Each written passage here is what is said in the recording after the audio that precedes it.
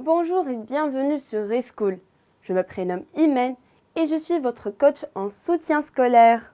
Le carnet de vacances Reschool est conçu pour enrichir votre culture en histoire, en géographie, en sciences et dans d'autres disciplines sous forme de quiz très amusants.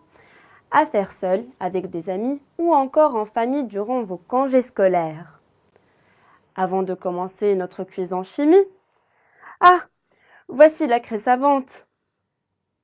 Qui n'a jamais rêvé de devenir un chimiste en herbe? Préparez-vous donc à découvrir les plus beaux secrets des réactions chimiques. L'étude de la chimie est une difficulté pour vous à l'école? Pas de problème, Reschool vole à votre secours. Vous allez devenir bientôt un as de la chimie et épater tous vos amis grâce à votre quiz ludique. C'est parti! Première question. La chimie est l'étude A. De la matière et de sa transformation, B. De l'évolution des espèces à travers le temps, ou C. Des plantes agricoles. Vous avez deviné? Oui, bravo, c'est bien la réponse A, l'étude de la matière et de sa transformation. Connaissez-vous la célèbre phrase de Lavoisier? Rien ne se perd, rien ne se crée, tout se transforme. Elle est une parfaite définition de ce qu'est la chimie. Deuxième question. Marie Curie a reçu un prix Nobel de A. Littérature, B. P. ou C. Chimie. Votre réponse? Bien joué, c'est la réponse C qui est exacte, un prix Nobel de chimie. Marie Curie a reçu le prix Nobel de chimie en 1911 pour ses travaux sur le radium et le polonium. Marie Curie a donc obtenu 2 prix Nobel dans 2 domaines différents en moins de 10 ans, 1903 et 1911, ce qui montre l'intelligence de cette femme d'exception. Troisième question. Quel est le gaz qui permet aux êtres humains de vivre? A. Le dioxygène, O2, B. Le dioxyde de carbone, CO2, ou C. Le diazote, N2. Vous avez deviné? Excellent! La bonne réponse est la réponse A, le dioxygène. L'atmosphère contient environ 20% de dioxygène et 80% de diazote, les autres gaz étant à l'état de trace. Mais c'est bien le dioxygène qui permet la vie sur la Terre, en faisant vivre les cellules des êtres humains et des animaux. Passons maintenant à la 4e question. Gardez votre concentration. Comment s'appelle le corps simple qui constitue la matière? A. La chair, B. L'atome, ou C. L'arôme. Est-ce que vous avez trouvé?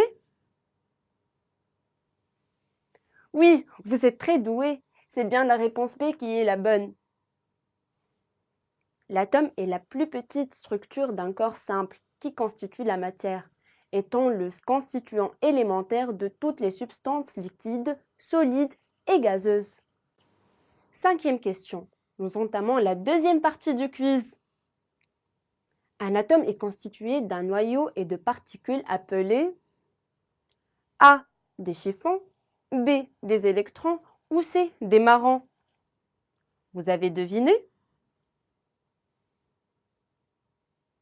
Oui, bravo, c'est bien la réponse B, des électrons.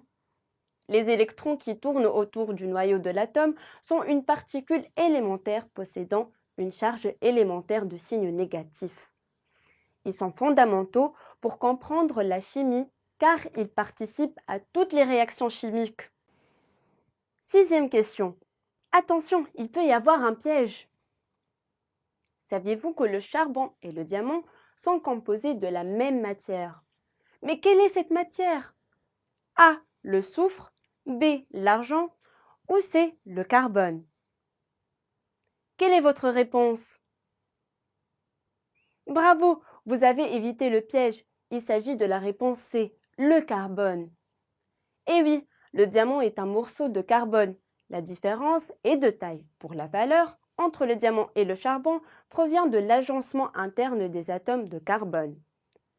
Malheureusement, les diamants sont beaucoup plus rares dans la nature que les morceaux de charbon.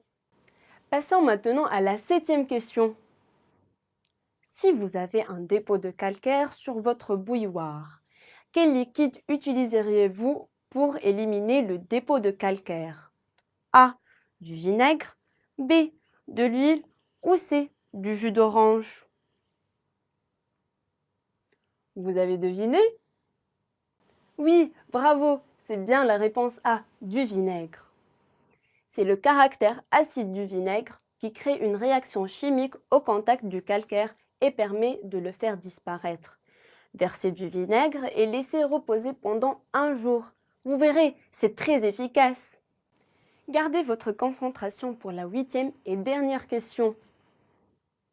Comment s'appelle le récipient utilisé en laboratoire pour effectuer des expériences? A. Une casserole, B. Un tube à essai ou C. Un bol? Vous avez deviné? Oui, bravo! La réponse correcte est la réponse B, un tube à essai. Le tube à essai est un matériel de base de tout laboratoire de chimie. Il permet de contenir les mélanges de produits et ainsi de permettre aux transformations chimiques de se réaliser. Vous êtes géniaux! Vous avez répondu correctement à toutes les questions. Et pour ceux qui se sont trompés, ce n'est pas grave.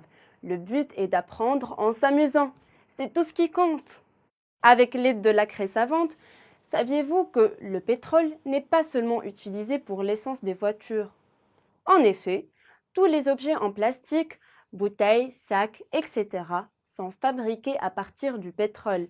La transition énergétique pour remplacer cette matière première qui intervient dans la fabrication de beaucoup d'objets est donc un enjeu majeur pour le développement de l'humanité dans le futur.